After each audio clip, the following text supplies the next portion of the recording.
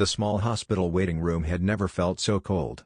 Even the fluorescent lights above seemed to dim as Dr. Latham stepped through the doorway, his expression heavy with a sympathy no one wanted to accept. Bridge, Steffi, Finn, and even a trembling Sheila devotee or two stood frozen, waiting for the words they'd all felt chasing them for years. Sheila Carter has been declared dead.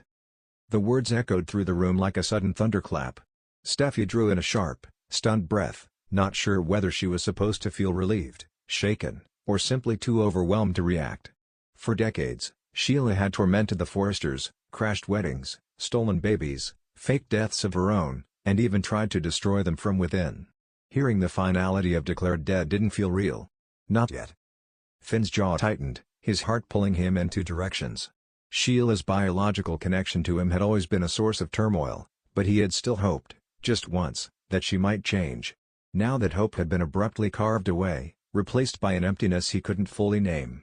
He lowered his gaze, his hands clasping together as if searching for answers that weren't there. Bridge, meanwhile, exhaled slowly, a breath he felt he'd held for 30 years. "It's over," he whispered, though even he wasn't convinced. Sheila Carter had cheated death too many times for anyone to trust a simple declaration.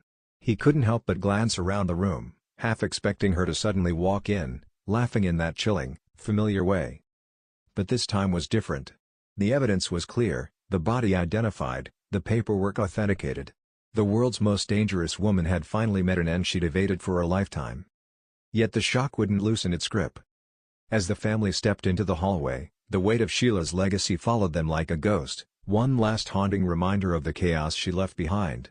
Relationships had been torn, families shaken, and trust shattered. Even in death, Sheila managed to stir emotions none of them were ready to face. Still, Finn placed a comforting hand on Steffi's shoulder. "Maybe now," he murmured, "we can breathe." But somewhere, deep in the corners of their minds, a quieter thought lingered. What if this isn't really the end? Because when it came to Sheila Carter, legendary villain, master manipulator, and queen of returning from the grave, no one was ever truly certain. Not even now.